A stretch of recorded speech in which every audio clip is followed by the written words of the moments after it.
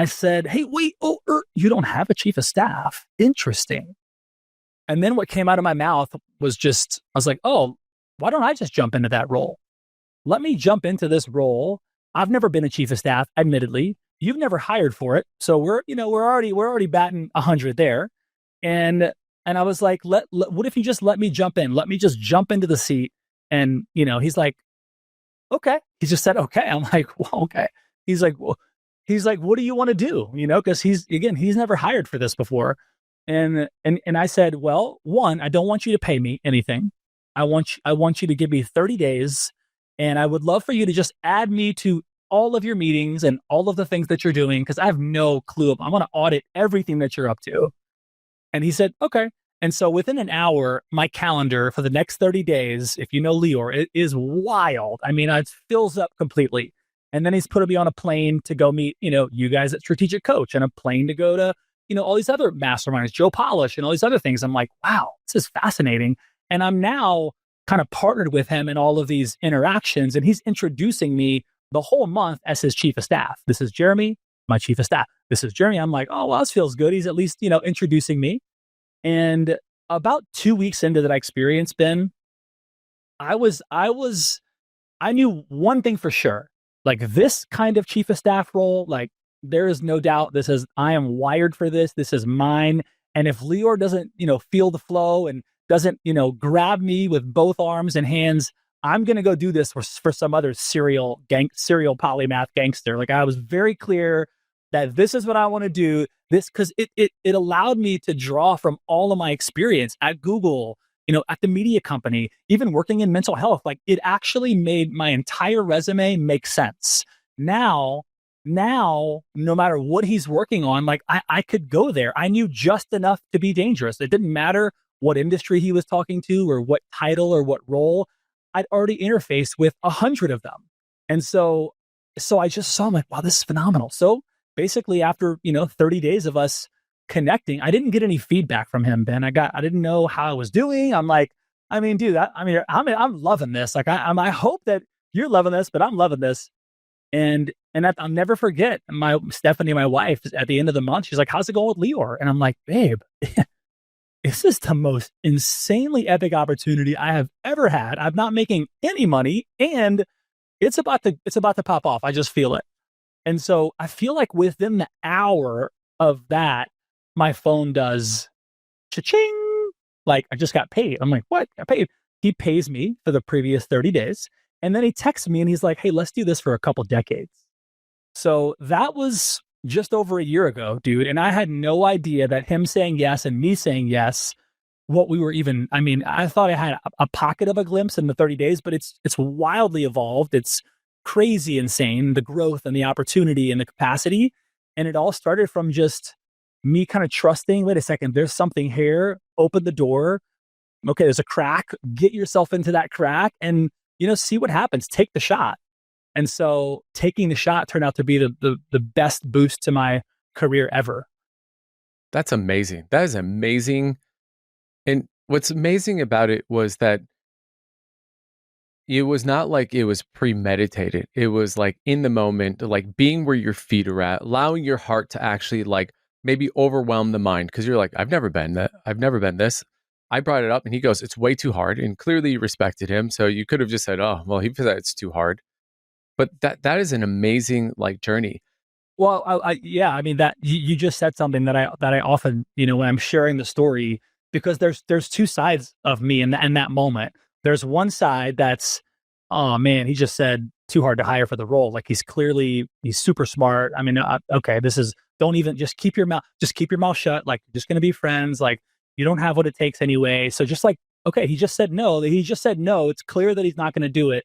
And so that could have definitely been the path that I took, right? Sometimes we're faced with these opportunities that we're like, oh my God, and then not good enough, self-worth, am I worthy of this? What the heck am I even doing? And then we just fade back into the background, and then perhaps the opportunity may come or may not.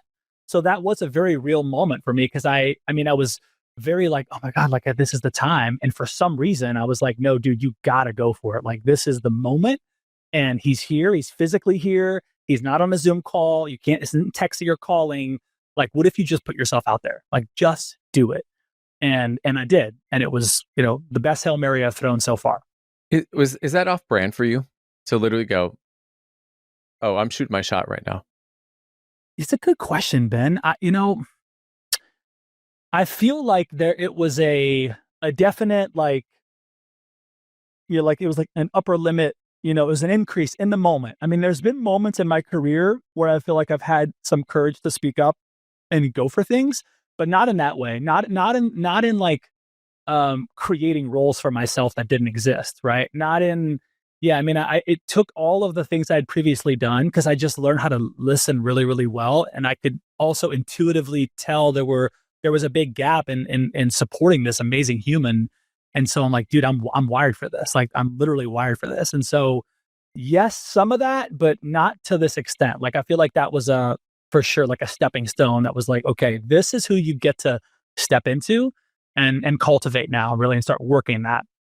I appreciate you sharing that because I think that everyone, regardless if you're an entrepreneur or it's that moment when you can shoot your shot and you just choose to not. And I think that happens for probably 98% of the people listening to this, that they maybe have shot their shot and that's why they've gotten to where they've gotten, but they just stopped doing it.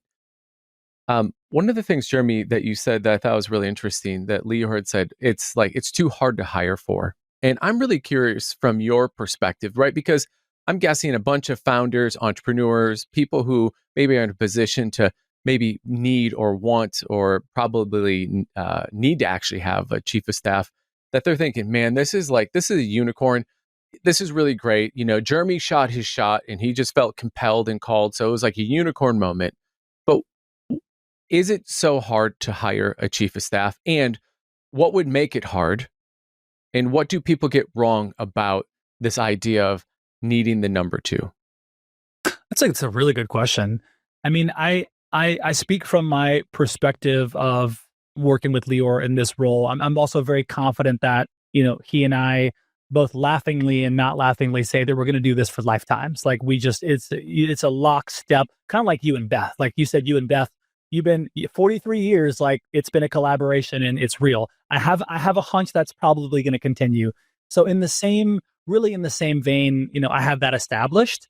I think for a founder or an executive, I mean, if for someone who I'll speak to the founder or serial founder who's maybe not hired for the role or maybe not even thought about it, right? Most like I find that like most 7-8 figure, sometimes 9, but most of those 7-8 figure founders, they'll have an operator, right? They'll have strong operators, they'll have strong teams supporting, but again, they won't have that number 2 role. They won't even know the value it can bring to their nervous system, to their team's nervous system. It's a much different, it's a different energy. And so I would say, for a founder who, one, if you're a founder at any level, if you're scaling, 6, 7, 8, 9 figure businesses, then it's a full contact sport. And that, at any moment in time, things are breaking inside the business. And if your business is scaling, things should be breaking, right? That's a sign like, hey, it's breaking. Okay, cool. It should always be breaking, in my opinion. And so I think that when founders can, in the moment, as difficult as it may be, slow down and really consider, okay, like, yes, all these things are great, and I'm either going for an exit or I'm going for this acquisition or some kind of merger, or just get this really high revenue, cash producing lifestyle business. It just gets to be sweeter and better when you have someone that can wear a few different hats at different times of your life and your business, right? I mean, sometimes Lior needs different things. It's like we've sat together where it's not business, where we sit together in meditation. We sit together where it's like, okay, we're not even going to talk about all the 100 million things we could talk about. Let's just hold each other, right? Like literally just be here with each other and just sit in this and deepen. And then what I notice is that the safer that he feels and the more held and supported he feels, his capacity expands, because Lior, though he is a badass, he's also becoming the serial entrepreneur that's going to run a much bigger portfolio and have even more impact, right? He's never done that, right? He has a ton of success, but he's going somewhere that he's not been. So he's got to become that guy. Also, while being a loving husband and an epic father, right, for his kids and his family, and a real stand for his community.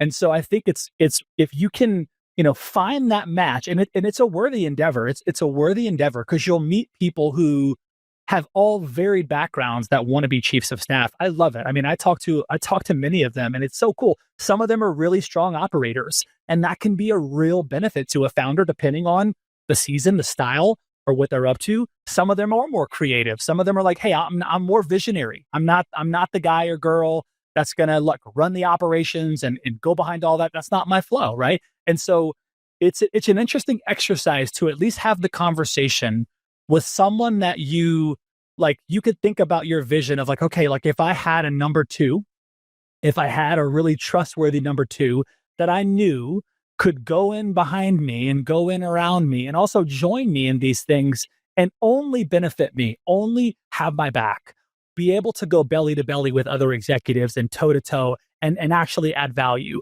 and also their teams and all the things that they're working on, to have that trust just on demand built. Like now, Lior, he's given me the keys to everything. He's like, here, these are the keys to my whole life. You get these keys. I trust you with my wife, my children, my businesses. Here's my keys. And that came with us just sitting together and actually like acknowledging each other and saying, wow, okay, here's what I see. Here's what you see. Oh my gosh. Like there's this vibrant collaboration energy, and it just grows and feels, and you start to cultivate it over time. Now we're a year in, it feels like a lifetime already. So much has happened. And so I think for founders and, executives that are considering it, just do the exercise, like put a job posting out there, use GPT, use an LLM to create a real role that makes sense for you in your role. Like, what are you doing? What are you working on? What's really important? Here's the team you have. Here's the problems you're aware of. And then I'm thinking about hiring a chief of staff. Help me kind of create a JD for that role and then put it out there. And the people you attract will be fascinating. And you might even find a Jeremy, right? You might even find someone who's like, look, I've never done this, but I'm wired for this, and here's why. And then you just go for the match. And so I've seen it happen in that way. Some people know they want to be a chief of staff, and that's great too. But I also love finding people who have various things they've done, and then it just all makes sense into this. It's just a fit. It's a frequency match. It fits. And on paper, it's like, wait, you never really did these things. Like, how do you actually, on paper, it might not. But when you connect and drop in, it's like, oh, there's something here. There's some magic here for sure. So obviously, for anyone who knows Lior, you know that he's incredibly successful. There's a lot of people who are going to listen to this go, I don't know Lior from the person I just walked past on the street. Without, you don't have to share like anything like necessarily sensitive, but can you kind of talk a little bit about the without you moment, like with, where Lior was at from a success standpoint, and with you on the success he has actually achieved and the potential that he's now been able to capture because you've created that space for him. Can you kind of talk a little bit about that? Because I think, I know that some founders and entrepreneurs are going to be like, okay, this sounds great. This sounds, in some ways, this is a convincing argument, right?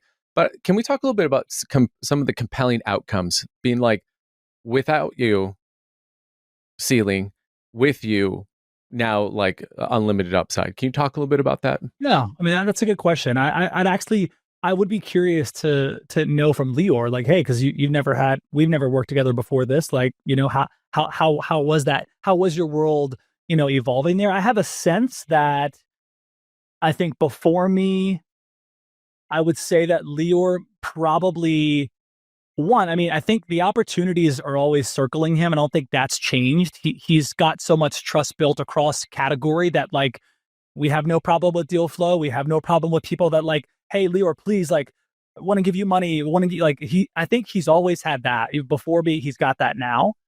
Now, what he's got is a capacity and more throughput, right? Because now I can support him in, okay, what's needed to open these doors up and allow more people to come in to increase your impact, increase the business's impact. So one thing that I got really good at right away is I'm a who guy, right? I'm a who, not how guy, right? I've worked across all these different industries and all these different businesses before I met Lior, especially interviewing all these gangster business athletes, across the Fortune 500. Like, I had a really good network and I had a good sense of like, oh wait, dude, I have a who.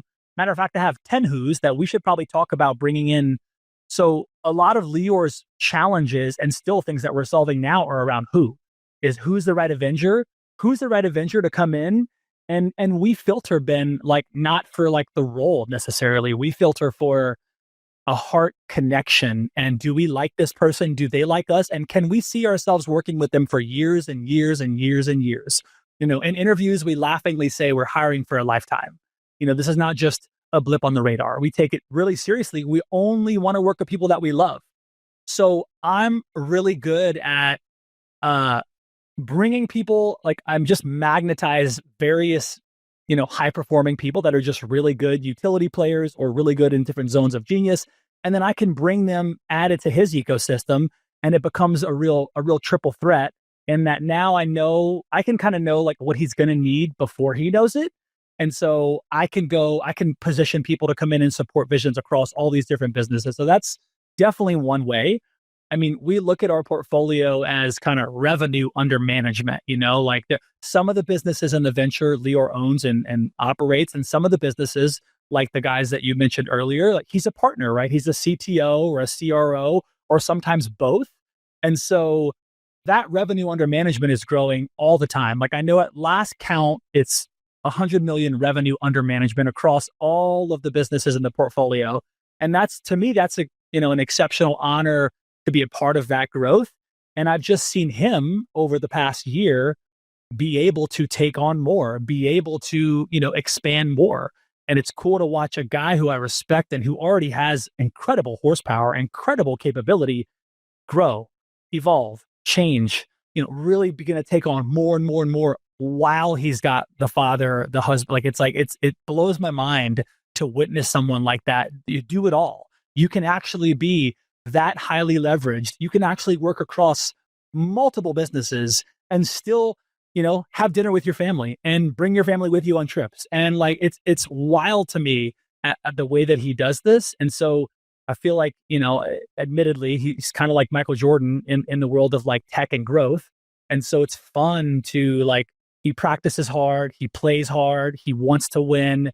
He's a champion in every sense of the word. So it's I feel blessed that I'm not working with someone who's like, hey Leo, come on, dude, we gotta get after it, right? Like this is a Humalian who is several steps ahead of everyone that he's interacting with just by nature. He's just several steps ahead. He almost knows what people are going to say before they say it. It's just wild to me. So I think before and after, his capacity's expanded, his trust has expanded, and just the way that he can accelerate his vision across different businesses at different stages gets powered by, a real heart-centered ninja like me who knows a little bit of just enough strategy and ops and AI, and just enough Rick Rubin and Brene Brown to evoke real connection, real trust on his behalf when he's not there. And it moves these brands forward. It moves everything forward. I'm interacting with vendors, partners, the teams, the C-suite, right? I'm interacting with everybody on his behalf. And sure, you look at the X's and O's, revenue goes up, sales and marketing go up, right? New challenges arise. So I see the potency of having people that you can really rely on, like me, like a chief of staff who can be thrown into any arena and really, do some good damage in the best sense. Yeah. It's the visual I just had in my head is that like his vision and his sort of like, it's like that spark, it's the flint that all of a sudden that so often as entrepreneurs, we have these ideas that it's like that's a really good spark, but there's no one behind to actually break out the leaf blower that can literally provide the oxygen to go, oh, okay, we can do that. So obviously at 100 million of revenue, across your portfolio that you are participating in somehow, either if we're sitting here 10 years from now, right? Because Leo said, hey, let's do this for decades. What do you feel that will grow to because Leo has made that, and I'm going to say a hard decision, because I think that there's a lot of giving trust and giving up, quote unquote control is a really big deal. That I don't think that I think that I don't think you realize how big of a deal it is as an entrepreneur until you actually give up that aka that control. But because he's done that, like that, made that commitment and had the courage to do it, if we're sitting here a decade from now, because of the space you hold for him, the you know the that to be able to allow that to you don't know if that beat that you're laying down might be like the next platinum record, right? But if you don't leave space for that, like you don't know for if it's not a platinum record if you never able to lay down a beat, right? And you follow up and you're meeting vendors and you're providing that space of vulnerability and helping continue that heart driven leadership. If we're sitting here 10 years from now, what are we sitting at because of you?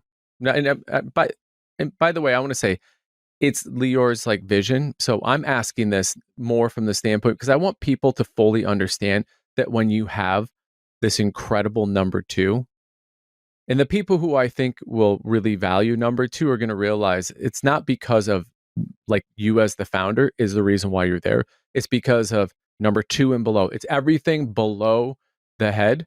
That's what makes these big ass things like available. So I want to be clear as I'm saying this to not take away from Lior, but where are we sitting 10 years from now?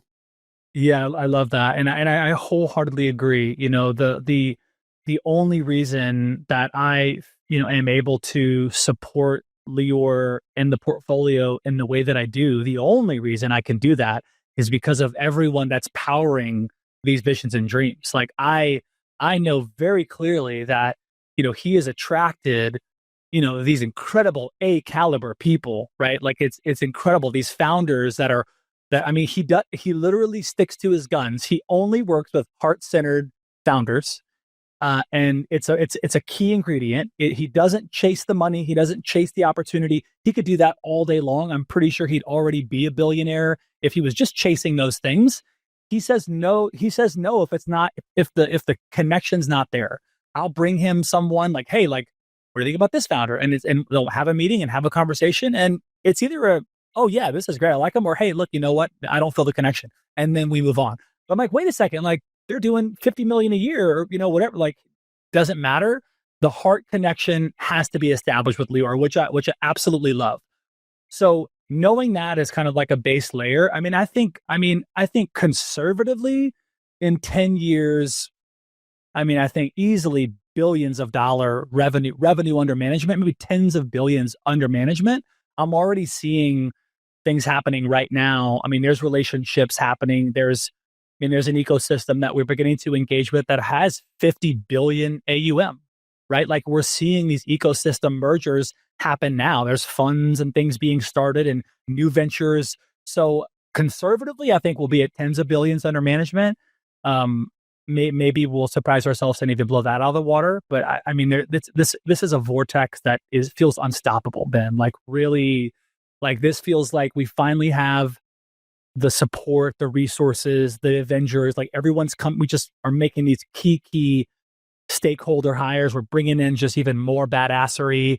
And so while we can feel it across the portco, and it's only going to get bigger, man. I'm thinking, I don't know if Lior has a number in mind, but I think knowing what I know and I'm seeing, I think we'll be like tens of billions revenue under management for sure. That's incredible. Again, thank you for sharing that because I think it's so important. People are like, okay, great. I'm hearing these different things, Jeremy, and this is really good. But having the right number two is literally what helps open. Basically, it's the factory. You're going to be Willy Wonka, but if you don't have the ability to open up like the vault, right, and go into like into that land where anything is possible, I mean, good luck. There's a lot of dreams that could have made billions that have gone to die because they never had the oxygen behind the spark to fan it. Well said. Yeah, well said. And the other thing is I see as he's expanding and growing, how much more risk he's taking. He's taking way more risk than he ever has, right? I mean, it's wild to me because I'd love to sit here and say every business is doing great and revenue positive. That's not always the case. Like there's there's fires and things happening. You know this. There's always smoke in the wings. I mean, if I look across the 10 or so businesses that he's involved in, like there's many things happening inside these businesses that need a lot of TLC as they scale up. And so what I see Lior doing even more, which just blows my mind, is like how much more risk he's taking, how much more belief he's instilling in the team. I'm like, whoa, dude, like this is a lot of risk. Like, are we gonna do this? I mean, even I'll be in some of these meetings. It's not even. I was telling Stephanie about this. Like, we were in an accounting meeting with one of the businesses this week. We're talking about finances and accounting, and like it was a pretty real raw convo between our accountant and Lior and what we're doing. And like I'm just sitting there and observing, and my whole nervous. I'm like, oh my god, like this is intense, like and like my capacity is expanding as he's taking more risk, and he's like, this is how it's going to be, how we're going to work together. This is how it blows my mind, dude. So that's something I've seen him do more and more. Is again, he's expanding in his capacities. He's becoming the guy that can run tens of billions under management. He's building that out. He's not done that yet. So I'm witnessing someone who's also eating his own dog food, knowing like, hey, I don't have the answers. I'm not even sure, but I know one thing. I'm going to take the shot. I'm going to risk it. And he does that in big, big ways across a lot of different ventures. And it's, again, I've not seen that kind of risk exercised that often. And sometimes I'm like, dude, like, is this going to even this feels hard. And he's like, yeah, it is. And if we don't take it, we'll never get to where we got to go. So, it's a real lesson in to your point of how many things just kind of like the idea just is there and then we don't execute or we don't do it because it feels big or hairy or too audacious or I don't have the resources. Like, okay, but how could you move towards that and take some risk? How could you shoot that shot in some capacity in some way? And that's what I see him doing all the time. Yeah. And that's cool because you also like save and create the space for him to be able to actually have those conversations, which is amazing.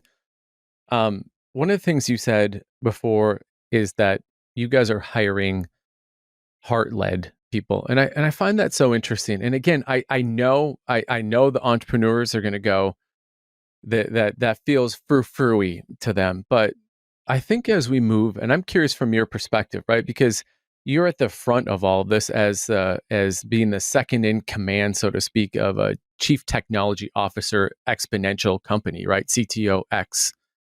But I'm convinced that AI is creating a space that it's going to be more important of the human being that you're hiring than it is actually maybe the resume of their human doing.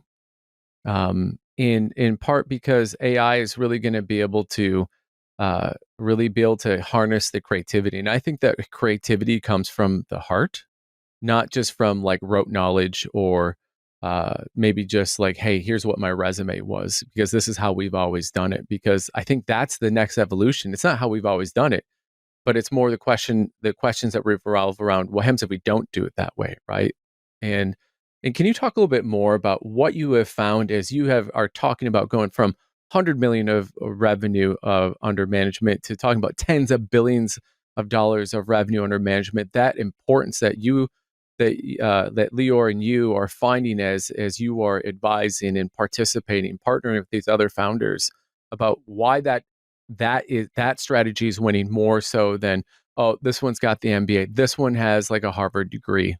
Yeah, I mean, I love that. I think that what is bubbling to the surface, especially as you mentioned in the age of like, look, we're accelerating across all these categories because of AI. Everyone is in some way, shape, or form. And it's both exciting and interesting and maybe a little scary and all of it weaved into one. And then what I find is the most like resonant chord that we like to kind of pluck and play and pull is empathy and compassion.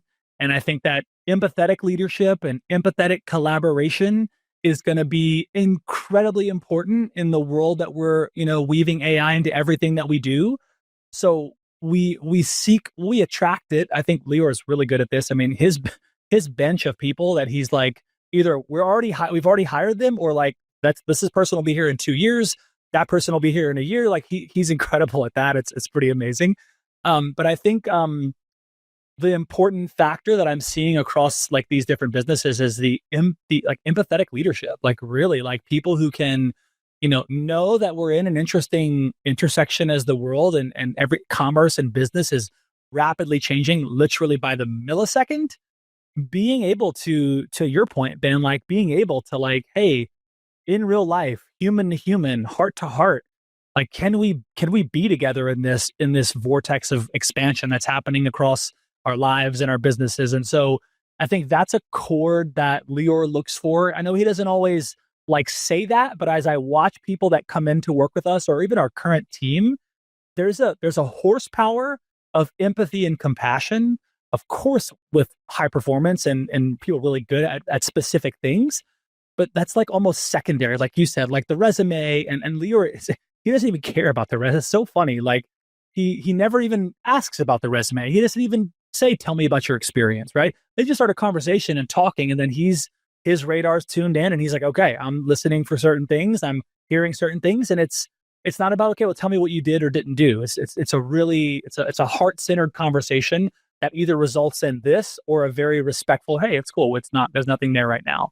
So empathetic leadership, compassion is going to be really important. And those things in the midst of collaboration in any business and any industry is really key. So we look for that, we build that, and we see the potency of it. We see how those two things, the character traits of people that have those things, move businesses forward, moves projects forward. It's empathy and compassion. That's amazing. It's like, but not only that, but then you attract the people, either future teammates, future opportunities, and it gives you a benchmark. The word we talk often about is culture. And that I think can maybe sometimes be a little bit glib, like, oh, culture, it's all about culture. But I think the essence, right? You've probably eaten food that is like incredible, right?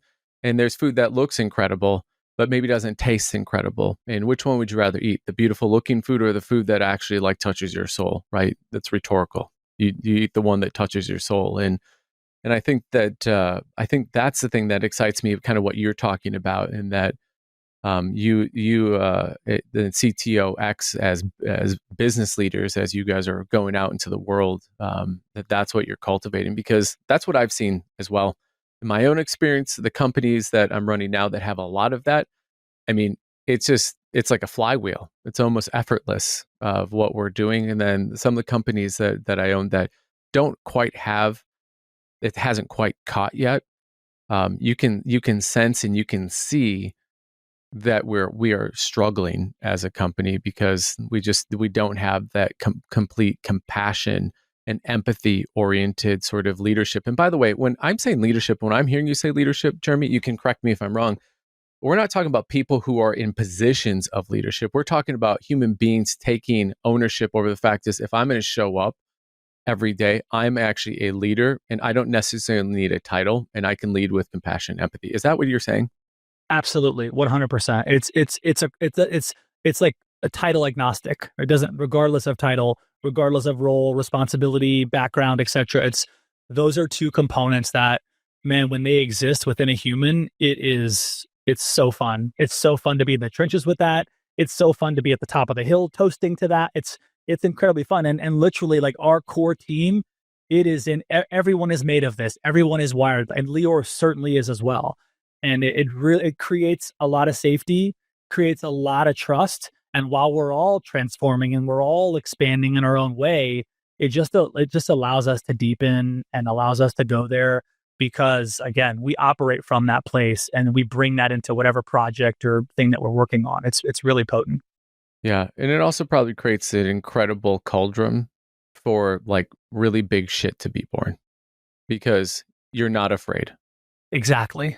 Exactly. It's like this happened earlier today. Like we had an all hands, and actually for CTOX, one of the businesses, exceptional business. We've got, gosh, almost 250, I think, chief technology officers in this program now, just over a year old. And to think about like just the perspective of over 200 15 to 20-year chief technology officers, that most of them came from the golden handcuffs of these really big businesses or these fast growth businesses that are now leaving that world to see Leor and say, wait a second, like I want to learn your playbooks. I want to learn how I can be that leveraged as a fractional CTO. And it just blows my mind. But we just had an all hands. And as we had an all hands, we kind of go across and everyone's sharing what's going on. I'm like, to your point, it creates this like this courage for people to just make stuff happen. And it's such a surprise and delight to get in, be in. We do this across a lot of businesses, but like we don't always know what everyone's doing. We're not micromanaging. We just hire high performers. We trust them to rock. And if they need support, we're there. And just to hear people across different departments and across their projects talk about what they've just built and the impact of what they've just built or what they're creating now, it's like, whoa, like, wow, because we have safety, because we have trust, because we have empathy and compassion from that place, watch what we can create, right? What to the cauldron, right? It's like, watch what can bubble to the surface. And then we're not, I'm not doing anything. I'm just supporting that. I'm seeing that. I'm witnessing that. I'm acknowledging that.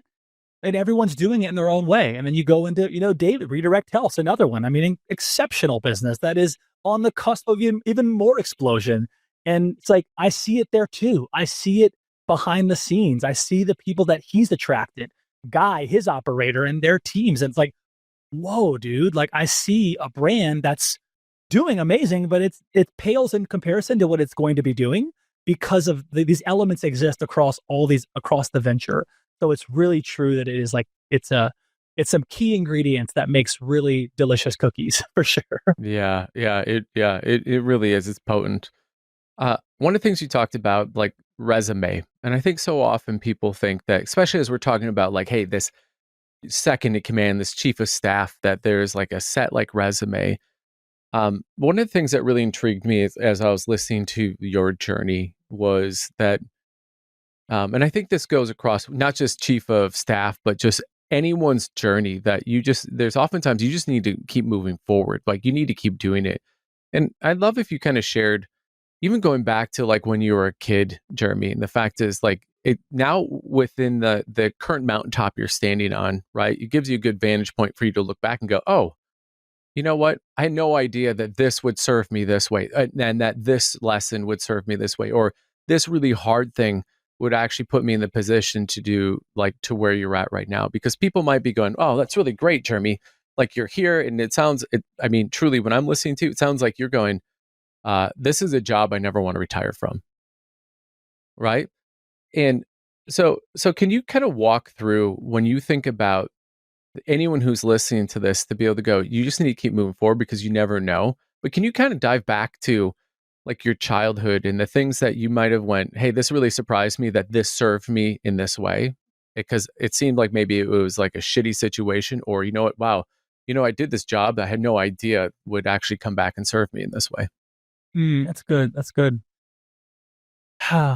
Yeah. So, I think of there's, many intersections and crossroads, and I can really connect dots through so many things as to like, oh yeah, all of that now makes sense, which I also think is important. Like before I joined Leor, I was actually at this crossroads of like, I was working with my wife. I was supporting her in the media company. I had some like consulting stuff going, but I was really like, man, like I'm enjoying this. It's awesome. Like money's cool, whatever. But like all these different things I've done, like what is the purpose here? What is the why of me now? Like, how is this?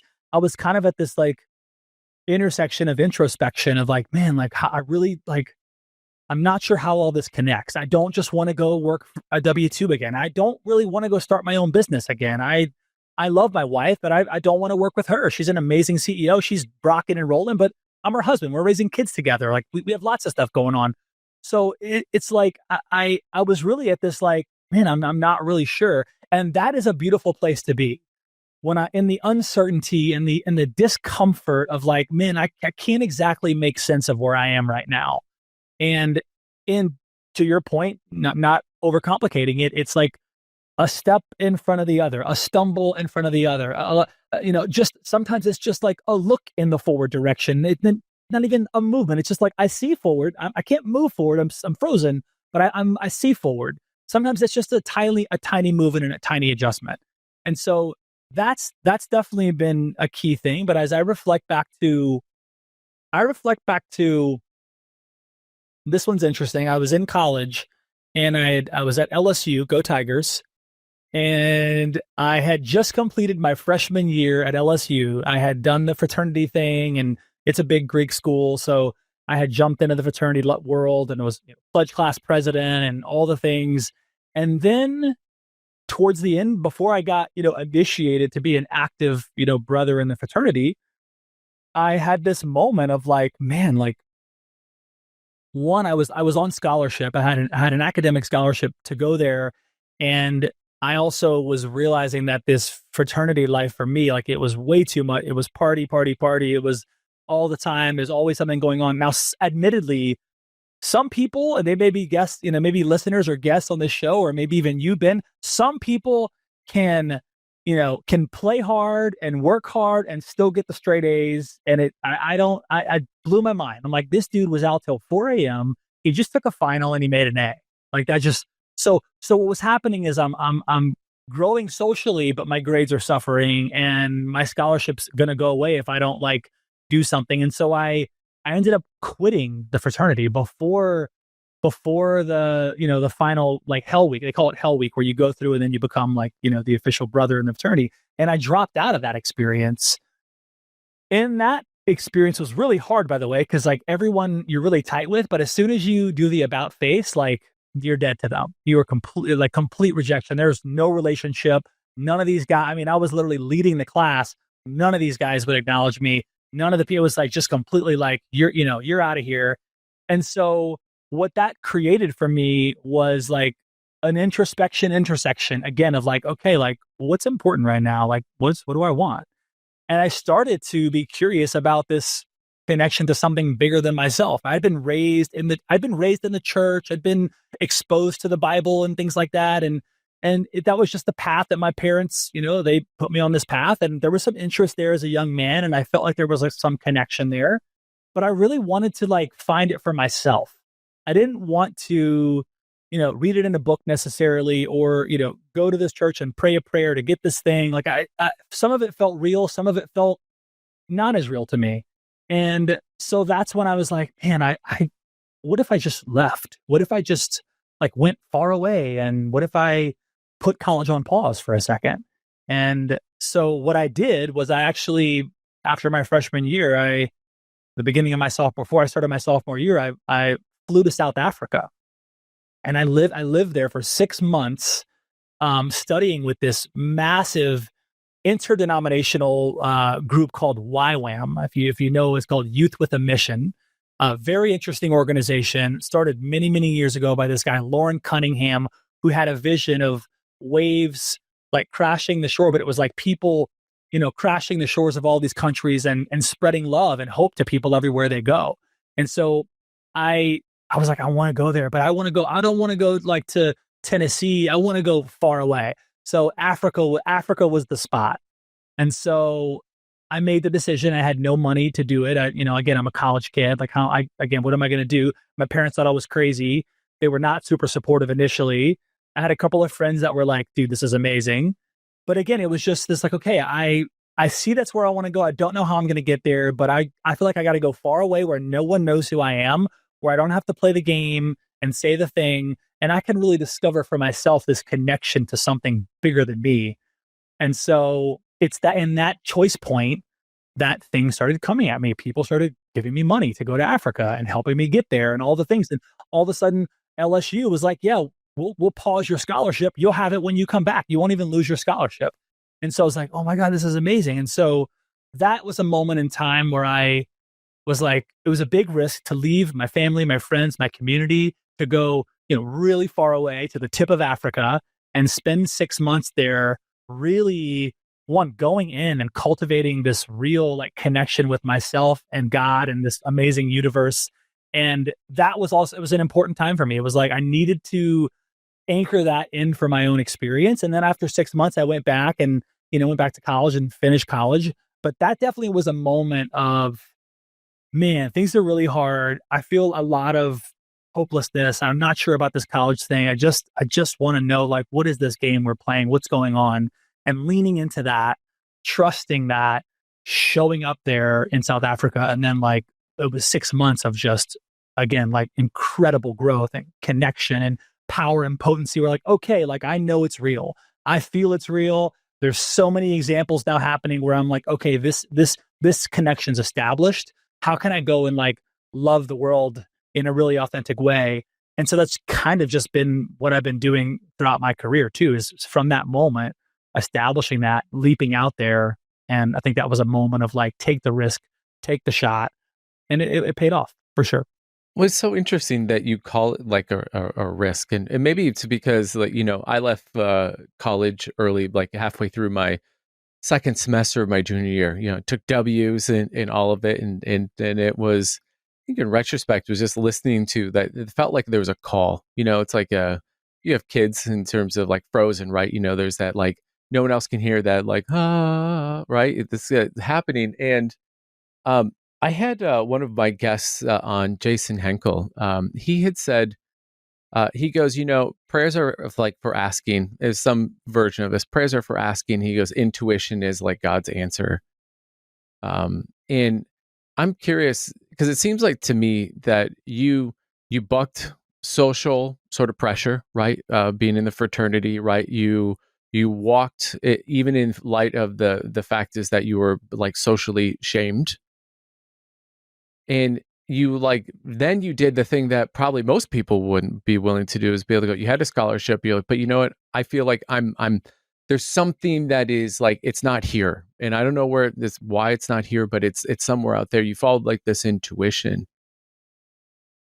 What do you feel like gets in the way of people listening to that like you did, right? I mean, because you got to think, you were impressionable. You're 18, 19 years old, right? Which is like, no one wants to be an outcast, right? No one wants to be considered just completely shunned.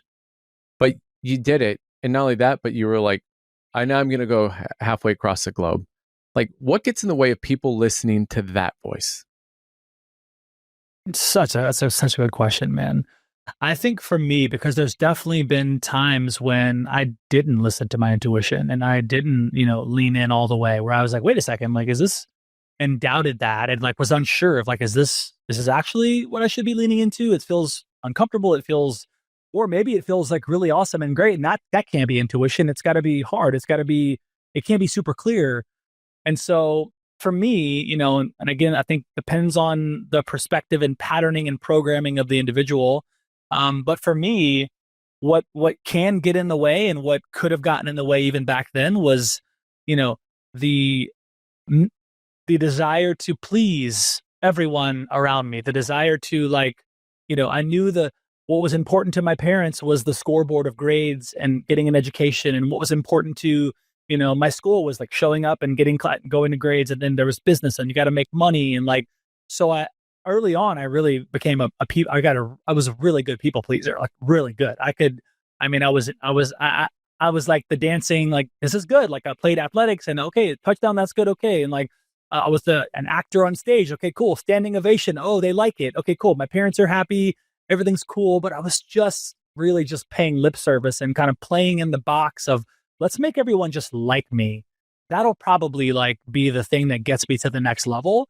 And that's a very slippery slope that I still choose to be conscious of today, especially with a lot more pressure and noise in a lot of different ways of having 4 kids, 2 7-year-olds, 2 5-year-olds, multiple businesses, a business athlete of a wife, a business athlete of a partner in Lior, and all these different things that are happening where let me just please everybody. Like that's the most important thing is like, do you like me? Is this, am I, leveling up in the way that feels good for you and feels good? And so that's one element that I think could limit people from trusting themselves, from listening to that still small voice. Sometimes it is still and small. Sometimes it's a little louder. Like when Lior said, no, I don't, it's too hard to hire for that. There was not a still small voice. That was this energy in my body of like, dude, you have to do something like right now. He's about to leave. Like you have to do it. So sometimes it can be loud. Sometimes it can be quiet. I just had a track record of, okay, I know what happens when I say the right things and do the right things. And it might look good on the resume or look good to the superior or whatever. But I also feel like it wasn't looking good to me. It didn't feel good to me. So it's really important to honor whatever we want, whatever our desire is. It's important to honor our voice. It's important to take into account, sure, all the echoes of our parents and teachers and guides and those that were a part of, developing us. But sometimes those voices are so loud in our system that we think it's us, and we think that, oh yeah, like this is me. Like, no, actually, that's your father. That's your dad who is really just wanting you to do it this way. Or, oh no, that was just your football coach, or that was your ex-wife. And so it's important to, one, sit with yourself and know your voice and know your intuition. And that's a process. That's a dance. I mean, I work with this every week. I have this exceptional mental health coach. He's incredible. And I'm like, every week we hop on a Zoom and we sit together, and he mirrors me and he asks only a few questions and allows me to cultivate this connection with my intuition. And people pleasing and comparison and all these things still pop up where it's like, whoa, whoa, whoa, those are all interesting characters and interesting voices. But what do I want? What do I actually want? And sometimes it can be even difficult to get to that because if you're anyone's like me, I've gone many, many years not honoring my yes, not honoring my no, not trusting myself. I was just doing the things that everyone else wanted me to do. I had a great, massive network, amazing friends. I could call anybody that answer, all the things. But then, like, what about this internal compass that's like guiding me? What about this spirit in me that is equally important, if not more important than what everybody else wants? And so I think those are some of the things that can get in the way. Again, that's my experience with it. I think there could be a myriad of things that might limit people, but everybody's got that divine intelligence. Everyone's got that knowing. And some of us know, like, oh yeah, I did it right there. That was a moment. Or when I met my future wife or my future husband, or whatever it is, most of us know, okay, that was a moment in time. I had it and I popped it and that was it. So it's a practice for sure. And it's something I still work on even today at level 43. Yeah. I think that's so well, hey, thank you for sharing that, because I think that is something that even the most learned of all of us, I think it's foolish to think that there's a level of where we don't have these forces that are trying to get in the way of our simple joy. And when I say simple, simple is usually really complex and profound, right? Because that's why it's simple. You think about, I'm a big food person, and you think some of the dishes that I've had in my life that were profound, literally they were so simple, but it was like the awareness of how they put them together and constructed them on the dish that it hit your palate, and you're just going, it's like four ingredients. How could it be this way? And I think that I'm curious from your perspective, Jeremy, for people who are listening to this. Um, my voice is being blocked. When I say my voice, this thing of like that, listening to that tiny, like the yes, you should do this, or the really loud one of like, hey, if you don't do this, the things that get in the way, distorting it is, I guess, my voice or my hearing is getting distorted when. And I'm curious from a feeling aspect, because I'm thinking that other people, when I was listening to you, I was thinking, I was like, I have imagined there was inner dialogue. You had all this network, you were doing all these different things that you're going, I should be happy right now, but versus I'm in a sense of like stillness, contentment, and joy, and probably feeling a level of gratitude. Not like happiness. I always think of happiness as like transactional, and like gratitude is transformational. And so can you kind of talk a little bit about that? Like of like your experience, like, hey, I know that I'm slipping into this when I feel this. That's good. Good, man. You should be a podcast host. Oh wait, you are. It's fantastic. Man, the quality of the question determines the quality of the answer, and fantastic questions. It's really good, man. I mean, look, this is something that happened recently for me. I've been really in this exploring this upper limit thing. If you've read the book, the Gay Hendricks book, The Big Leap, right, where Gay Hendricks talks about the upper limit and the things that really all humans go through when there's an expansion opportunity and there's like a lot at the table. And lately I mean, we were just at Burning Man, 3 weeks ago, right? This was Leor's first time out there with his wife, and me and Stephanie have been out there. This is our fourth time being out there, and we have just established a fantastic community. And I mean, it's just, I could hype it up for an hour. I could hype it up for days. It would not do justice like the magic of what Burning Man is, because everything comes up out there. Everything bubbles up, and transformation is there in a minute. It's a deepening of connection, and love is there. And if something needs to be dealt with, it typically surfaces in some form or fashion out there. And yes, it's fun, and there's lots of social things going on, but it's this combination of the elements and the energy that's there in this vortex in the desert, that where a week ago nothing was there, and now there's 80,000 people there of all different types and stories and backgrounds. And I was really excited about being there this year, my fourth time. I mean, Leor's going to be there, my soul brother, his wife, like my soul sister, like my wife is there. This is going to be this grand adventure. And we get out there, and it was amazing and magical. It was all these amazing things, but then I started to subconsciously sabotage, like literally, going out with all my friends, and then not being consciously aware of my actions and the things I was doing, the things I was, introducing my system to, that I wasn't even perceiving. I thought everything was great, but I'm like, wow, dude, you're literally like fear of success. This thing of like, I know I've had some time to like think about this now, because I'm back from Burning Man. But long story short is I actually left early. I left after a few days of being there. Stephanie stayed, and she was having a good time with her friends. And I was like, babe, I'm going to go back home. I'm needing to like go and reset. This is a big moment for me to actually kind of sit with this and actually go and just be in a different container. So I left. I came back solo by myself. No kids were here. It was just me for a few days before Stephanie got back. And I say that because, and maybe if you're a founder or an entrepreneur, or even if an entrepreneur or anyone that's, on the path, this fear of failure, fear of success can be happening for people at some moments in time. And I just realized, like, all these things are going so well with Leor and my wife and our children. All these things are going so well. Like, oh my God, I could brag about it for hours. Why am I sabotaging? Like, why am I just like, closing my eyes thinking that, okay, the sky will fall any moment now. It's all just an illusion, imposter syndrome. You don't have what it takes. Everybody's going to leave you. You're embarrassing yourself, all these stories.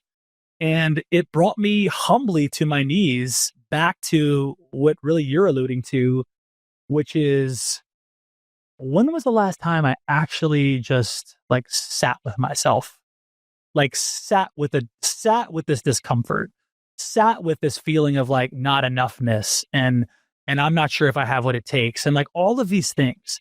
I realized very quickly, being out there at Burning Man, like I'm like, wow, like all these things are going well, and you haven't been slowing down. You haven't stopped to sit with yourself. Sure, you've been in ceremony and meditation and these things. That's different. There's a difference between chanting and praying and meditating than just sitting with yourself and sitting with what like really wants to come through. Feelings, emotions, energy, visions, all these things. And so I realized, for me to expand my upper limit, to expand, to expand my capacity, it's critical that I'm present and clear for this ride. What I really want is to be available and present for this experience. I don't want to be, toasting all the way and, oh my God, this is amazing, but I'm really disconnected and checked out and not really present to what's happening. That's not what I desire. I actually desire to be here for all of it, all the fires, all the explosions, right? All the wins, all the losses, all of our children's growing, and my wife and I growing. And so it was such an intersection for me to notice that, see that, and then simply do something I haven't done in a long time, which is get back to this daily spiritual practice. Like, get back, whatever it is for you. For me, it's just sitting quietly. Sometimes it's for 5 minutes. Sometimes it's for 10 minutes. Sometimes it's even shorter, but sitting with myself and not altering my state with breath work or yoga or working out or even drinking some wine or eating something delicious, like not changing my state, I got really good at changing my state in 100 different ways over the past 20 years. But what happens if I just sit for that still small voice, for that intuitive hit, that beautiful thing that's always been there the whole time that I maybe didn't acknowledge, that I maybe didn't, take the minute, say, hey, hold on, dude. Like, this is a year in this experience. And like, when's the last time you just like sat by yourself? Not with Leor, not with your wife. Like, those are great. That's awesome and important. But what about just you sitting with you? Like, just sit with yourself. And the gold, Ben, the gold that comes through, it's like a switchboard. It was like an immediate, like, click. Like, it wasn't like I was like wandering around. Oh, what's happening? It was like immediate, clear the buffet of distraction, literally slow the F down, and just begin to sit with discomfort, sit with whatever's there. And all of these things are starting to come up. I'm like, whoa. And then I also see that in the sitting, in the trusting of that still small voice, everything comes at me. All the opportunity, all the things that my wildest dreams, it's not coming from me doing. It doesn't come from the doing. It's actually me slowing down and being me authentically, no people pleasing, just being JB, just do that. And I'm like, oh, wow, it gets to be this much freedom and this easy. It does. It actually does. But it took a real hard, like a hard slap in the face at Burning Man just 3 weeks ago, to come to this like realization of like, whoa, presence is what I want. And it's presence with myself first. I can't do it. I can't do it for Leor or Stephanie or children or Dave or any of these people that we work with. I can't do it authentically if I'm not doing it here. So it's like full circle, back to slow down, back to the still small voice. And that's where we're at, back to the X's and O's. It's so good, Jeremy. It's so good because I think that we all are like, well, if I just do unto others as you want to have done unto you, right? It's the golden rule. We've been taught since we could actually like understand, right? Like these are the things. But the thing that's wrong about that, I don't know if wrong, I think maybe misguided is maybe a better word to say with that, is that the first person you should love is not someone else. You should love yourself first.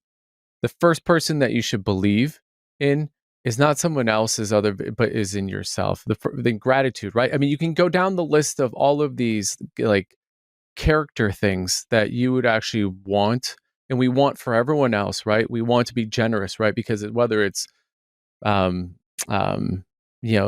like signaling, like, oh, look how good I am, right? But it's like we don't actually do those like things for ourselves. And I like how you distinguish between doing and being. It doesn't happen by doing. And I've just been kind of geeking out on this, like the language between, and I talk about this when I'm coaching like my groups. I'm going, are we human doings or are we human beings? And everyone's like, oh, yep, we're human beings. But like, I don't think people really actually thought that phrase through, because we've been taught it's like we need to do. And if we do, then therefore like we get these rewards. And by the way, in the entrepreneurial world, like, I mean, it's even more so. If I do this, then I get a 10x check, like, right? Or if I do this, then I somehow am being rewarded for, acknowledged for being some type of affirmation, right? Something that is like that feeds your ego.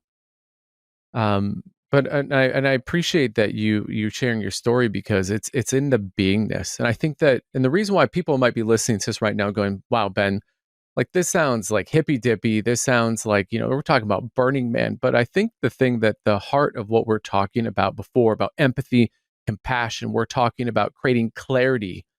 And in clarity, you have the ability to make commitments, right? And when you make commitments, that's where the real action, that's the momentum. It's not the doing; it's actually the clarity, commitment.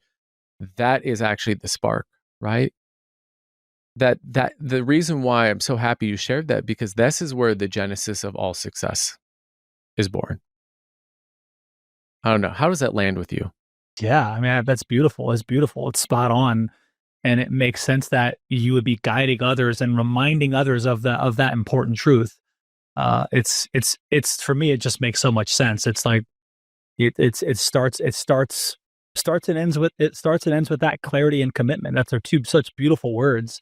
And you mix that in the pot of empathy and compassion, You start to really create back a cauldron, right? Like, whoa, like you put these things together, and there is no doing, and like there can be, but it's like if you just marinate in that, if you just sit in that and just understand that this is the intention, clarity is the intention, and commitment is the desire behind the intention. It's like I want to be really clear, I want to be really aligned, so I can commit, so I can be fully in and fully bought into whatever it is I'm doing with this authentic, transparent, like I don't want to dishonor me, I don't want to dishonor my voice and my desires and my wants. Those are also really important.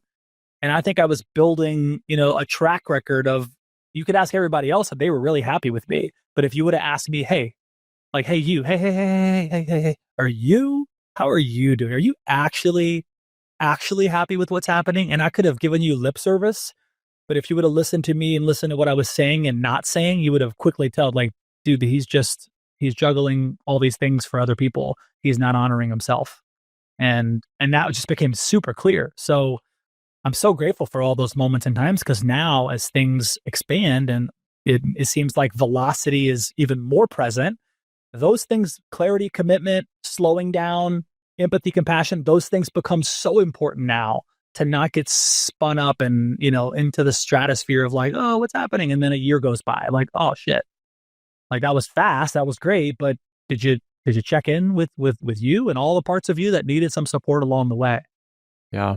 I think as you ascend in like your whatever that is, right? For whatever, and just to be clear, as I'm talking about this, people are like, you have to do though, like do, but I think the difference is doing is the natural outcome. When you package clarity in that's what commitment is packaged clarity, right? Then the next obvious like natural outcome is, okay, I'm really clear about it. I have a lot of gratitude. I'm centered, right? And then it happens. But I think as you ascend, though, I think that people need to understand is that, I mean, Jeremy, you've ascended in the last year, like so quickly from, I mean, from what your story was. I've never been a chief of staff, but I'm calling my shot here. And then all of a sudden, it's like you've ascended. I mean, the same thing that we challenge our leaders in our companies say, we want you to break shit. Like the purpose, like it's in the breaking is actually the growing, right? It's like it's so. I think it's so refreshing to hear you talk about being like you broke some shit.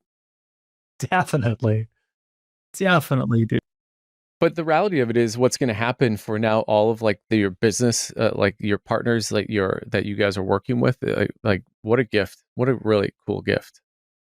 I'm so grateful for it, man. I'm so grateful. There's this Andy Grammer is one of my favorite artists. But he sings this song called what is it? It's like where he talks about like show me your pain. Like I wish you pain. I wish you pain.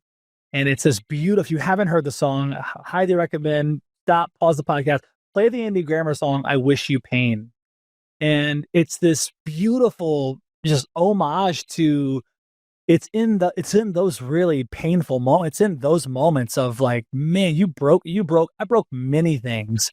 I broke many things along the way, not just in business, in my own psyche, in my own relationships, in my own communities. Like lots of things are breaking, intentionally, unintentionally, like all of it.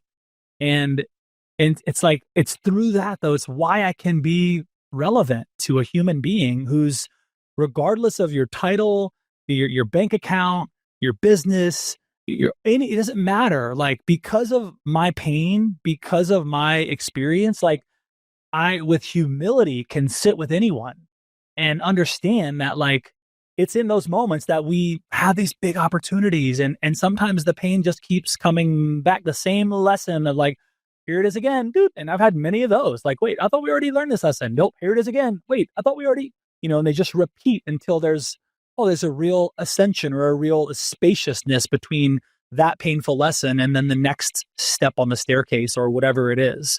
So I wish you pain is so powerful. And for me, man, it's in the pain. And there's been recent ones that just makes sense for me. I think allows people to relate to me as a human and not, a title or a father or a husband. It's like, no, let me show you my pain. Let me show you these moments where, man, I broke everything around me. And it was necessary because this is what happened, right? Well, I'm going to listen to that song, but You got to. Yeah.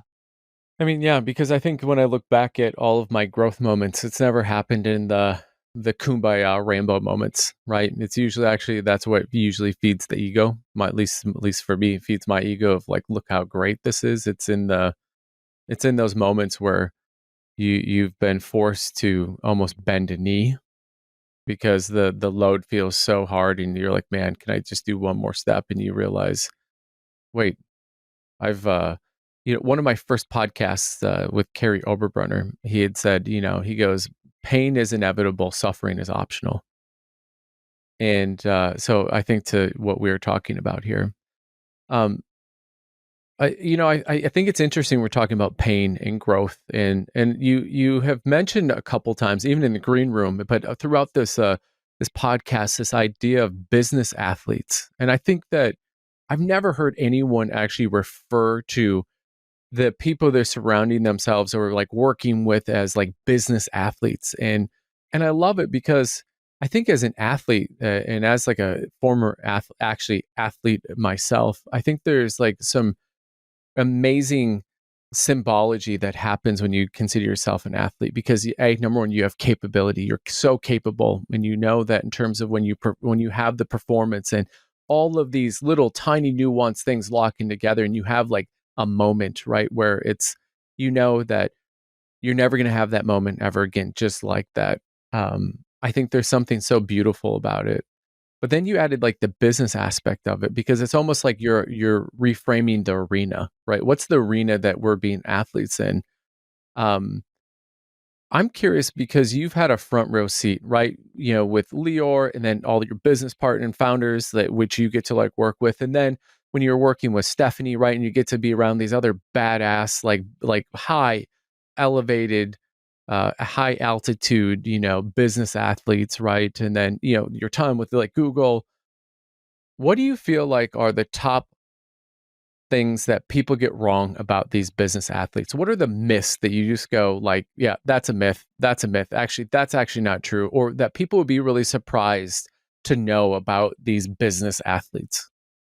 I love that's really solid.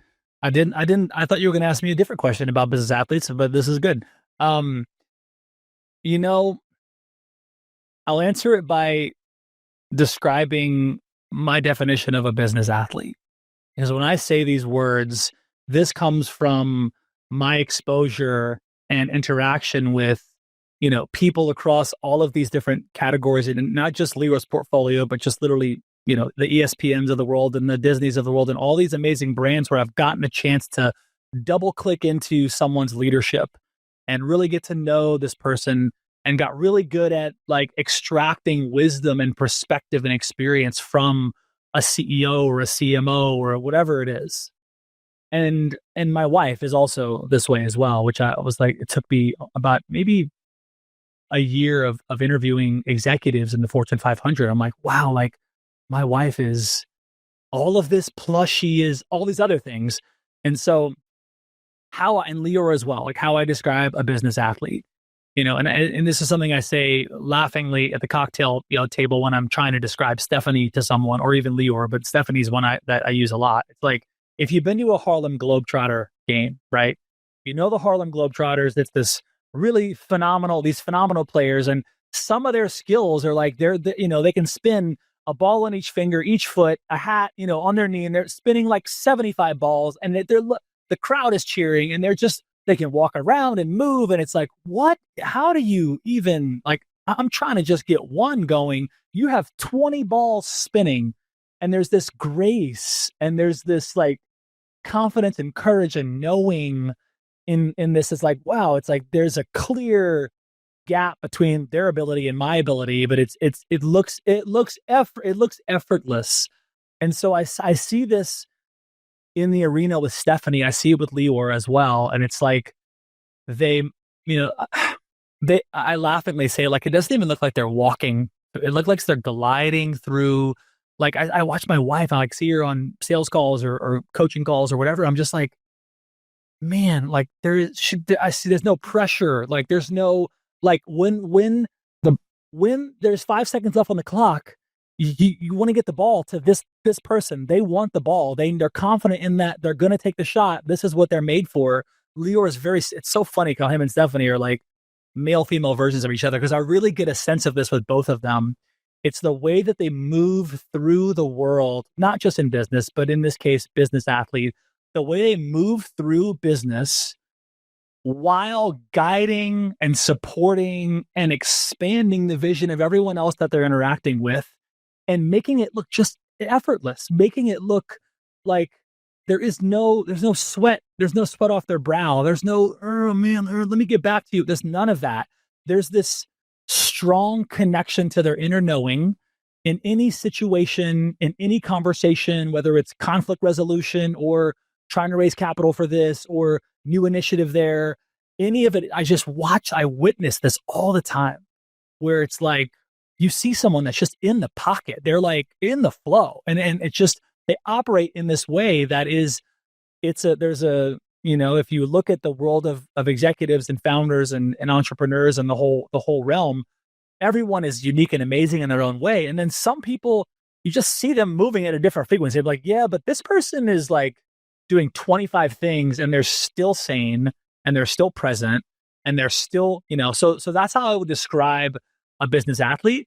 But I think what I've noticed is those people also don't really raise their hand a lot. They don't really say, hey, like, I don't know. I don't have the answer. I need support. I'm going into an arena, into a game that I feel good. I'm going to perform, but I actually I need to be held. I need to be witnessed, but I need someone because they may not raise their hand, like Leor. Like he wasn't saying, I'm looking for a chief of staff. Like he wasn't saying that.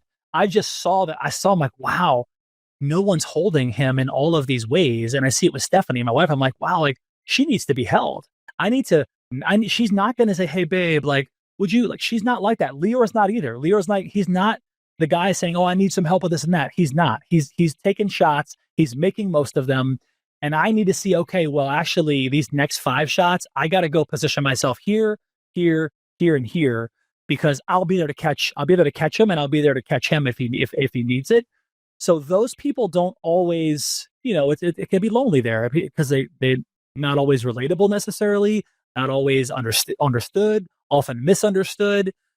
Even though they're able to move and galvanize people in various ways, it could be a very lonely sport. It could be a very lonely thing of like being so good in the realm of business and feeling like, I don't know if I can ask for help. I don't know if I should. I don't know if I need to. So it's those kind of business athletes that I tend to attract into my world. And I trust my intuition. I'm like, okay, I know what she needs. I know what Leor needs. And I just get really good at kind of, it's like if something's going to fall, I've got the plate right there. I got that one. Like I knew that might happen. I got that one too. And they don't always have that. And they don't always ask for that. And they don't always know they need that. And so this is the kind of energy that I want to hold for them when I'm engaging with them.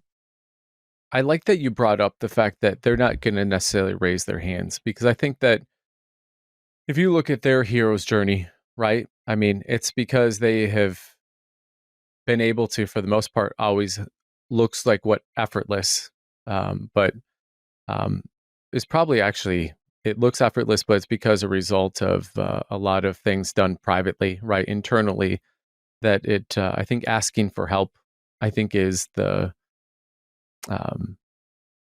one of like the great, one of the great force multipliers is when you actually realize that you actually need help and the willingness to like ask for it. And so I find that interesting. What else would you say is something that people would not realize about business athletes? Well, and I also think like on the help thing, it's often like the intangible things, right? Like they are good at like delegating, and they're good at like, it's not like they're taking it all on. So like, don't get me wrong there. And they're masterful at, galvanizing people towards a vision. And Leor does this. I mean, I'll let you know when I meet someone that's as good as him at this. I mean, he's incredible at this. And so it's more of the, it's intangible. It's like, it's the energy and the space that they need in a conversation or after a meeting's done. Or sometimes it's just, sometimes it's just the silence. And he needs to know like, hey, I'm here and you don't have to say anything to me. You don't have to do anything. Like I am here. that is supportive to a business athlete. That is like, it's like he knows. I mean, he was presenting to Tony Robbins and Dean Graciosi's group, yesterday. And I wasn't able to be there for that one. But afterwards, he calls me. It's like 9 o'clock at night. And he's like, oh my God, dude, I was in the zone. And, da, da, da, da, da. And like, and he doesn't do that with everybody. Like I don't think he does that with anybody. Maybe his wife and maybe Stephanie, but like, he was so excited to share like what he had done and the reality of what was presented and the response from Dean and all these people, and it's like, man, that space, that support it's intangible. It's not on the resume. It's not, Lior does not say, hey, Jeremy, I need you to be this for me. He's never said that. And I know it's those moments. That's the critical piece. That's the thing. And that was a celebration example. Sometimes it's like, hey, dude, like, we got to make some big hires and we got to come up with a bunch more cash to bring on these badasses. And I'm a little nervous about where's this cash coming from, And so it's like, okay, now I don't have an answer for you, Lior, on that. I don't know. And like, I'll tell you one thing, I will be right here while we navigate this together. And while we're in this situation, like I will never leave. I'm right here. And that's the kind of intangible, the things that I think the business athletes don't always know what they need. They don't always know, like, dude, I needed a trust fall in this way. I didn't know like that you being a couple steps ahead right there was like, oh, you just took 6 months of worry out of my plate because you just, delegated or you did this one thing. So it's the intangible piece that I love. Like some of the X's and O's, that's easy. Like I can see what Lior is doing all the time. I know what he's working on, what his hands are in. And with AI and some heart style flex, like I can be dangerous in that capacity. It's the things that he's not saying, it's the things that I'm like, oh, actually, I'm going to go to his house right now and I'm going to spend time with his wife and his kids and love on them because he's in, somewhere else right now. That's really important. And I love that. I'm like, I love that. That's again, the intangible things of like, how can we support these epic business athletes in ways they don't know they always need? Mm, that is so good. I know, Jeremy, earlier in our conversation, you talked about like, hey, hop on AI. But if people are getting done, they're going, man, I need to find a Jeremy. Like I need this because the reality is I don't even know what I need.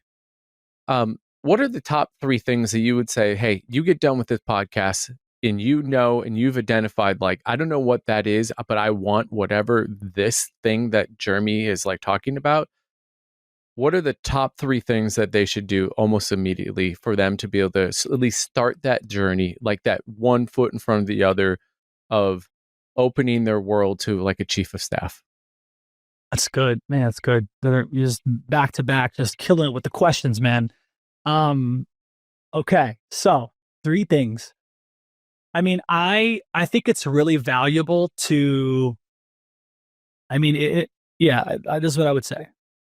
Get to a space in your day when where the pressure and the noise is lowest. Okay. So do this if you're a founder, executive, or just someone that feels like, yeah, I want this, or I might need this, or whatever. If you feel like any of it's resonant, I would say the first thing is find space in your day when the pressure and the noise is lowest. And that could also mean before you get home with the wife and kids or the partner or whatever. Or it could maybe mean like, yeah, when I'm home with my family, that's when I feel like, oh, okay, cool. Whatever it is, I would say step number 1, get to a space where the pressure and the noise of all the things that you're doing and holding is lowest.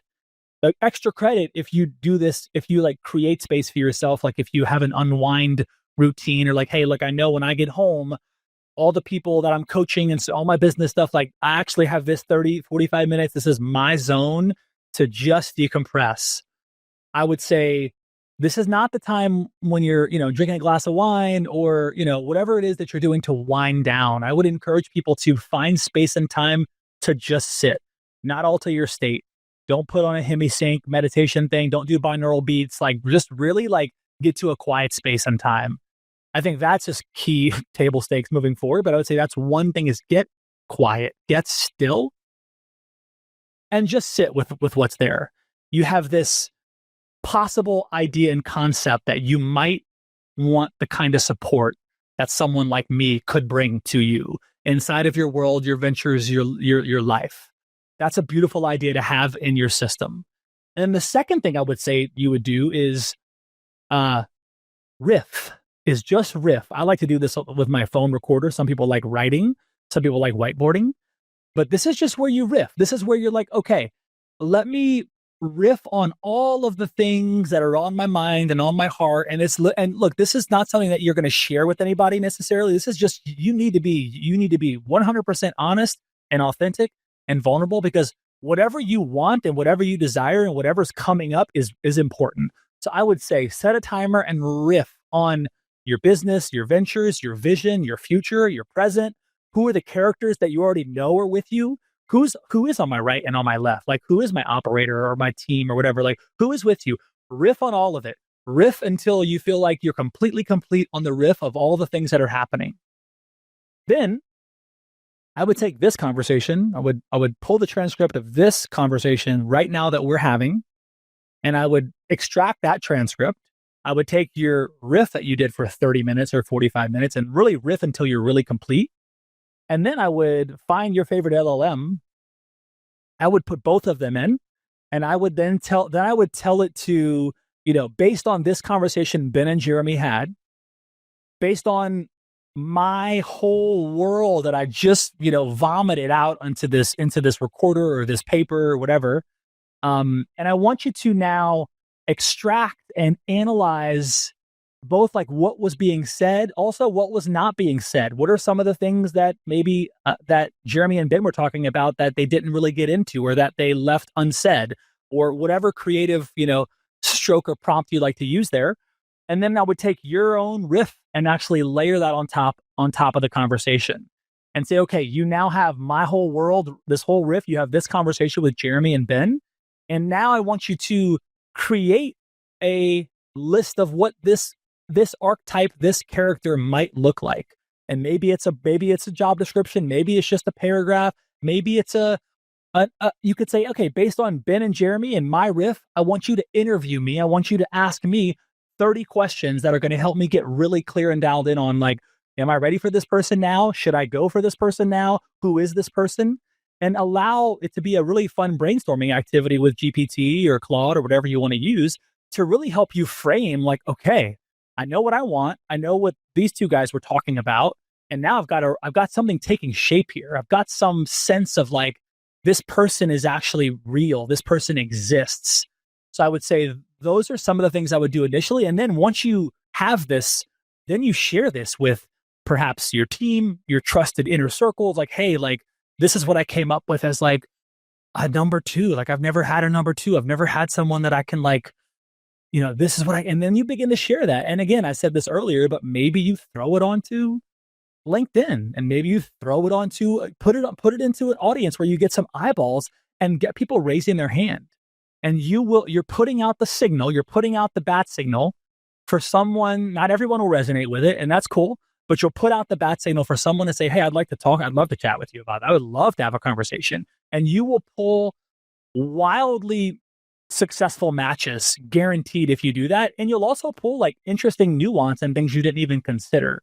So X's and O's, I would say, get still, riff, take this podcast conversation, put it into something like GPT or Claude or something, extract a version of V1 of a job description or some sort of a part-time, full-time, fractional, whatever support you think you need. You can even get to compensation and how do you reward this person and all the things, and then sit with that and then, like, put it out there. Or maybe you just say, okay, cool, now I at least have a version of what this could look like, and then see how you feel in your system. Like, does this feel good? Is having this person that I just would that feel good? Could I make space for this person right now in my life? Or is this something I'm going to do next quarter? And your system will tell you. Your system will tell you, right? And so that's what I would do if I would, wanting to actually look at this, and from my own experience, I would do those things. Man, that's amazing. And my guess is that whole everything you talked about, from a clarity of, hey, I want this, and then the commitment to actually spend that time, utilize the resources, actually have an internal conversation with the most important person, yourself, and then actually take that and then share it with others who actually know you and probably maybe see you more than you actually see yourself, and go, hey, does this resonate? What am I missing here? Well, again, going back to, we were talking about being versus not more doing. I think Jeremy, you articulated the beingness that the natural outcome is then the doing. Like now all of a sudden you actually have your MVP of actually like the next like potentially huge breakthrough like that you've been able to provide with like Lior and the partner companies. That's amazing. Thank you. 100%, dude. And I would say if I would also follow with this, that if, if you're, looking for this role and looking for this person, something that Lior does that blows my mind. Actually, he did this early on. And this I think is just a play in the playbook that you can add your own spin to these things, and it's not super complicated. But I've worked with many people. Like I've worked in the big brands, I've worked in the fast growth world, I've worked with amazing people and leaders that are awesome. But Lior is the only one so far, and truthfully, he'll be the only one because I'm not going anywhere. Um, he's the only one that, like, when we started talking about like compensation and like, hey, like, how does this even work? He is the only human that literally like sat across from me and said, Jeremy, whatever number you want, I don't care what your number is. We will optimize everything that you're doing and I'm doing to get you to that number. And not only that, I'm going to put that number all over my world. So I know this is Lior. Like he's, so when I'm working with him and collaborating with him, he's got this number, this goal, this thing always on his radar. So I see the moves he's making that are directly impacting this thing for me. And it was a combination of like, yeah, sure, I have a number, but it's really about like impact. And I really want to collaborate with gangsters. And it's important to me of who I'm working with. I know that the money will chase me down, but I never had a leader sit across from me and say, look, like, it doesn't matter what the number is. We're going to create that for you. We'll get you there. And by golly, Ben, it's happening. It's happening every single day. I'm like, dude, I've never had a boss. I mean, I see it. He's got like sticky notes and pictures of like Jeremy, goal, boom. Marisa, goal, boom. All of our kind of executive leaders. And I just haven't seen a leader. Most leaders will optimize for their business goals. And the thing, of course, you want to pay your people well, but it's more than just paying them well. It's like, I know that he's building all of this in a way that is supporting my personal goal. So it creates this like, I mean, I don't know. I've never had it before. I've never had a leader often remind me of like, hey, like I already know your number. Like are you pleased? I'm like, yeah, I'm very pleased. We're getting there. And I'll run through walls. I'll get on a plane, a train. It doesn't matter because I know that this Humalian is authentically and transparently like optimizing his whole game for me to win, like in massive ways. So my impact can grow. And that's something that, again, most leaders don't do.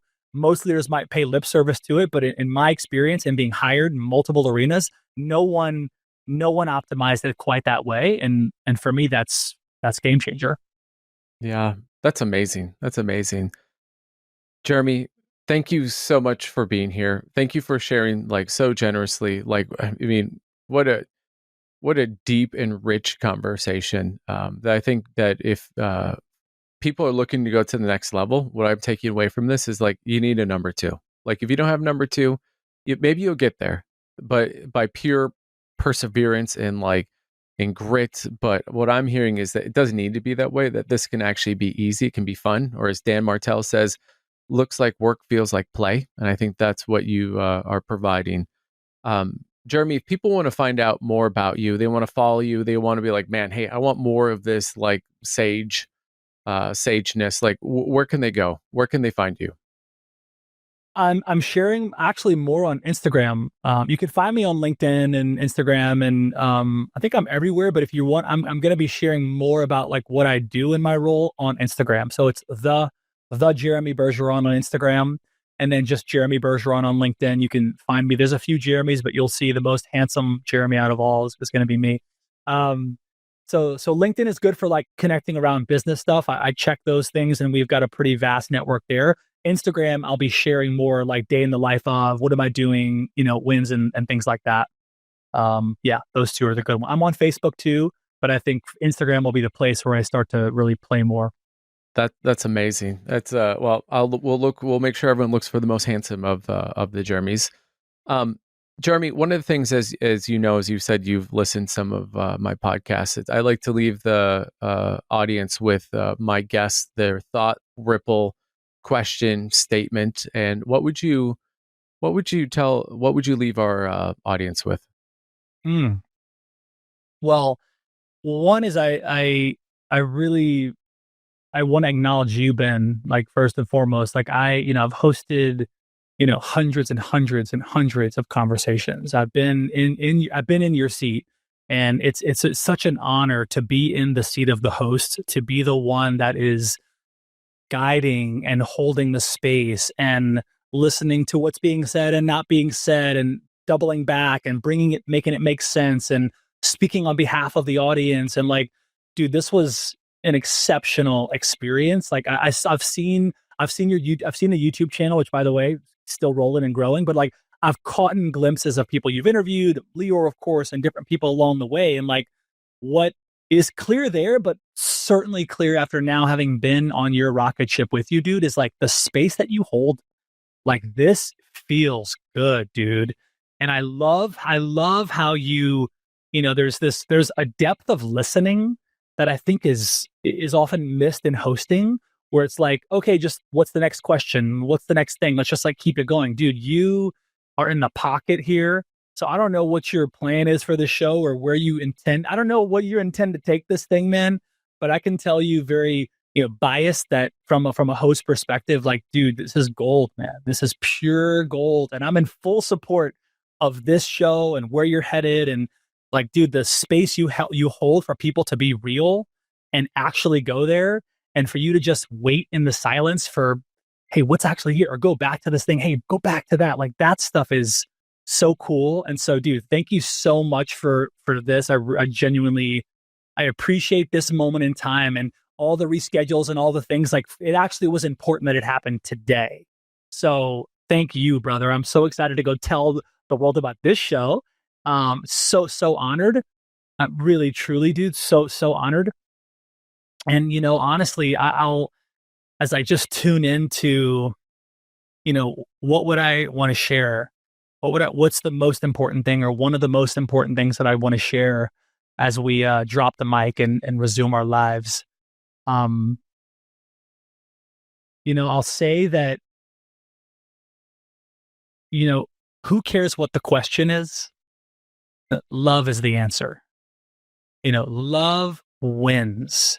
Leo and I talk about this recently. It's like, cause love. What would love do? What would love do? Cause love. And so it's, to me, it blows through every initiative, every strategy, everything that anything that I'm ever working on. It's like, love is the through line, man. And so, not, woo-woo, Pollyanna, positivity, love, and light. There's a place for that. I genuinely believe that the way that this show continues and the way that you bring people on and extract this goodness and juiciness, it's because of love, bro. It's because of love. So love wins, and who cares what the question is? Love is the answer. Oh, that's awesome, man. And I appreciate your kind words, and it means a lot, because I know you have literally hosted hundreds of podcasts. So that means a lot. Jeremy, thank you so much for being here. And just thanks for just an incredible almost 2 hours. Thank you, brother. My honor. Thank you. Yeah. Thank you for listening. A big thanks to Elation Lab for the production and creative design. Remember to like, subscribe, and follow us on YouTube, Apple Podcasts, and Spotify. Keep listening for more Max Life.